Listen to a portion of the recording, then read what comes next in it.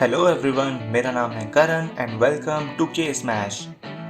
आज की वीडियो में हम बात करेंगे Amazon प्राइम की द बॉयज सीरीज के कुछ इंटरेस्टिंग फैक्ट्स के बारे में और साथ ही साथ हम जानेंगे द बॉयज के सुपर हीरोज एक्चुअल में किस मार्वल और डीसी के सुपर हीरो पर बेस्ड हैं और द बॉयज की कॉमिक बुक किस सन में आई थी या फिर इन कॉमिक बुक की शुरुआत किसने की थी।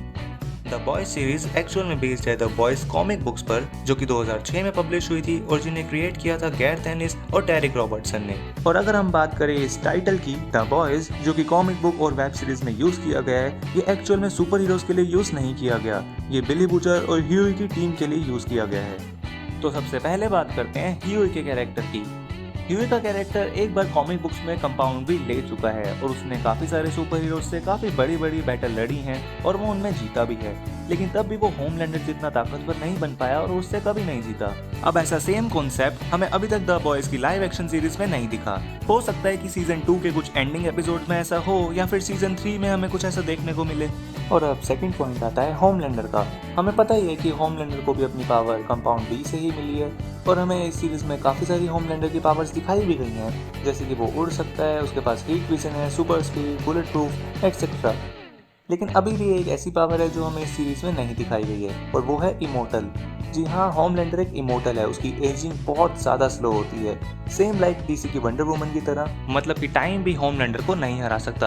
अब हमें होमलैंडर की इस सुपर ह्यूमन एबिलिटी के बारे में द बॉयज की सीरीज में कभी कुछ बताया तो नहीं गया, पर तब भी ये इस सीरीज में एग्जिस्ट करती है। सीजन 1 के एक एपिसोड में जब ह्यूई बुचर की कार में उसके साथ ट्रैवल कर रहा होता है तो उसे उसकी कार में एक डॉग का टॉय दिखता है और वो बुचर से पूछता है कि क्या तुम्हारे पास कोई डॉग भी है, और बुचर उसे मना कर देता है कि उसके पास कोई डॉग नहीं है, जबकि ऐसा नहीं है। द बॉयज की ग्राफिक नॉवल में बुचर के पास एक डॉग होता है जो कि इंग्लिश बुलडॉग होता है और उसका नाम टेरर होता है। और हमें इस सीरीज में भी टेरर का एक रेफरेंस दिखा था। जब बुचर अपनी हैप्पी मैरिड लाइफ पैका के साथ बिता रहा होता है तब वहाँ हमें एक इंग्लिश बुलडॉग टेरर भी दिखता है, लेकिन बाद में टेरर के साथ क्या हुआ हमें इस सीरीज में कभी नहीं बताया गया।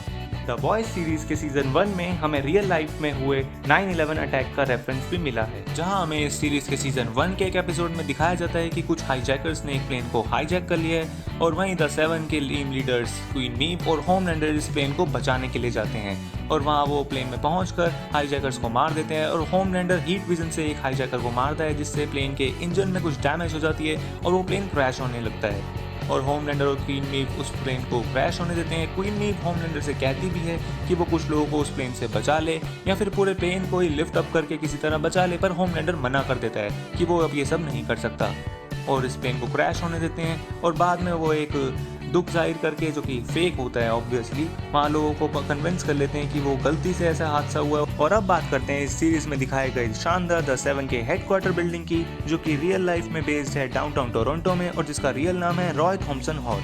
रॉय थॉम्पसन हॉल को हॉलीवुड में काफी सारी मूवीज, वेब शोज या फिर टीवी सीरीज में भी यूज किया गया है और सुपर हीरो हिस्ट्री में रॉय थॉम्पसन हॉल का यूज एक्समैन 1 में भी हुआ है, जिसमें हमें x mention Roy Thompson hall में ही दिखाया गया है। और अब बात करते हैं इस सीरीज में दिखाए गए सुपर हीरोज की, जो कि मार्वल या फिर डीसी से थोड़े बहुत इंस्पायर हैं या फिर कॉपी हैं। जहाँ क्वीन मीव वंडर वुमन को रिप्रेजेंट करती है, होमलैंडर सुपरमैन को, ट्रांसलूसेंट बैटमैन को और डीप एक्वामैन को, ए-ट्रेन द फ्लैश को या फिर मार्वल के क्विकसिल्वर को रिप्रेजेंट करता है। होमलैंडर की बात करें तो वो कहीं कैप्टन अमेरिका की पैट्रियोटिक थीम को रिप्रेजेंट करता है और ट्रांसल्यूसेंट फैंटास्टिक फोर की इनविजिबल वुमन को रिप्रेजेंट करता है। और सीजन 2 के ही एक एपिसोड में हमें मार्वल के डेयरडेविल जैसा कैरेक्टर भी द बॉयज में दिखाया गया है, जो कि द 7 की टीम ज्वाइन करने वाला होता है, बट होमलैंडर की वजह से वो कर नहीं पाता।